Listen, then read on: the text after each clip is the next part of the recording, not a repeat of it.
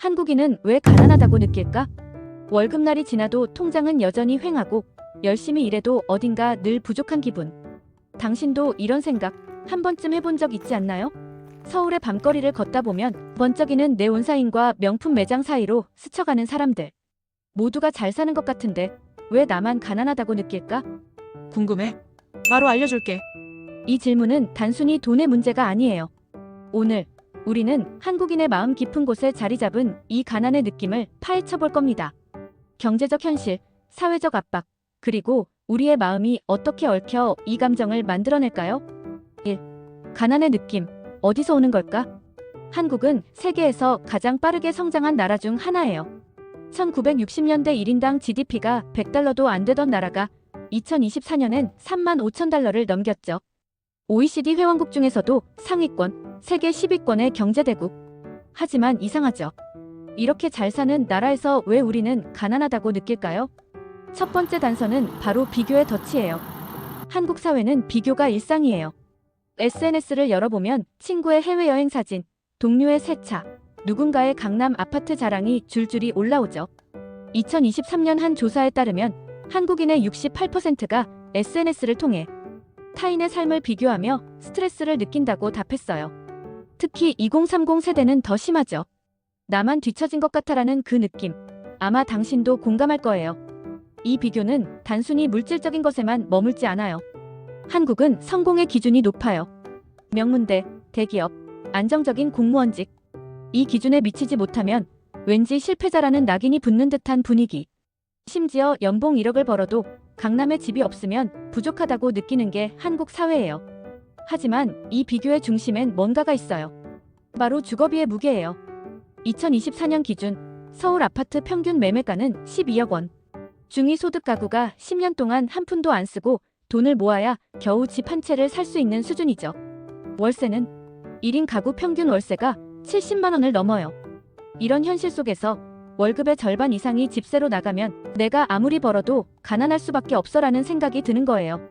둘째, 계층 사다리의 흔들림. 두 번째로 한국인의 가난의 느낌은 계층 이동의 어려움과 연결돼 있어요.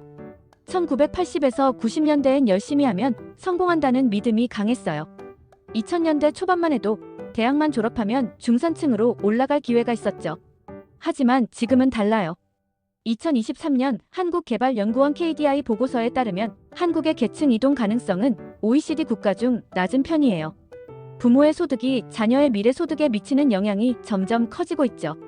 흔히 말하는 흙수저, 금수저 담론이 괜히 나온 게 아니에요. 예를 들어 서울 강남의 고등학생이 명문대에 갈 확률은 비강남 지역 학생보다 3배 높아요. 교육, 취업, 자산 형성까지 부모의 배경이 점점 더 큰 역할을 하고 있죠. 이런 현실은 특히 청년층에게 큰 좌절감을 줘요. 2024년 청년 실업률은 공식적으로 7%지만 체감 실업률은 20%에 달한다는 분석도 있어요. 비정규직 비율은 36%, OECD 상위권. 열심히 일해도 안정적인 삶을 보장받기 어려운 현실. 이런 상황에서 내가 아무리 노력해도 한계가 있어라는 생각이 가난의 느낌을 키우는 거예요. 3. 사회적 압박과 문화적 요인. 세 번째 요인은 한국의 사회적 압박과 문화예요. 한국은 집단주의 문화가 강한 나라예요. 개인의 성취가 가족, 동료, 사회와 연결돼 있죠. 그래서 남들 눈에 어떻게 보일까를 많이 신경 써요.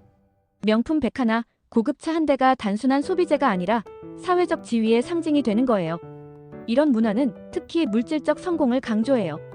2023년 한 설문조사에서 한국인의 62%가 돈이 행복의 중요한 요소라고 답했어요. 다른 선진국 평균 45%보다 훨씬 높죠. 이런 분위기 속에서 평균 이상의 소득을 벌어도 나는 부족하다고 느끼는 거예요. 여기에 교육 중심 사회도 한몫해요. 한국 가구의 사교육비는 연평균 700만 원이에요. 자녀 교육에 이렇게 많은 돈을 쓰지만 그만큼의 보상이 돌아오지 않을 때 좌절감은 더 커져요. 내가 이렇게 투자했는데 왜 결과가 이 모양이야? 라는 생각이 가난의 느낌을 증폭시키죠. 4. 심리적 요인과 부족의 마인드셋. 네 번째, 가난의 느낌은 단순히 외부 요인뿐 아니라 우리의 마음에서도 비롯돼요. 심리학에서 말하는 부족의 마인드셋을 아시나요? 우리가 가진 것보다 없는 것에 집중할 때 뇌는 부족함을 과장해서 느끼게 돼요. 예를 들어 월급 300만 원을 받는 직장인이 이 돈으론 집도 못 사라고 생각하면 그 순간부터 모든 게 부족하게 느껴져요. 반대로 같은 300만 원으로 여행을 가거나 취미 생활을 즐기는 사람은 덜 부족하다고 느끼죠. 2022년 한 심리학 연구에 따르면 한국인은 타 선진국보다 상대적 박탈감을 더 강하게 느끼는 경향이 있어요. 이게 바로 비교와 부족의 마인드셋이 결합된 결과예요. 어떻게 벗어날 수 있을까? 그렇다면 이 가난의 느낌에서 벗어날 방법은 뭘까요? 완벽한 해답은 없지만 작은 변화부터 시작할 수 있어요. 첫째, 비교를 줄여요. SNS에서 화려한 삶을 보며 시간 보내는 대신 나만의 목표와 가치에 집중해 보세요. 예를 들어 인스타 대신 책을 읽거나 산책을 해보는 거예요. 둘째, 소규모 재무 관리를 시작하세요. 매달 10만 원이라도 저축하거나 지출을 정리해 보세요. 2023년 한 연구에 따르면 작은 저축 습관이 재정적 안정감을 30% 높인다고 해요. 셋째, 가치를 재정의하세요. 돈보다 가족, 건강, 취미에서 행복을 찾아보세요. 예를 들어 주말에 비싼 카페 대신 친구와 공원에서 커피 한 잔 나누는 것도 큰 기쁨이 될 수 있어요. 마지막으로 사회적 연결을 강화하세요.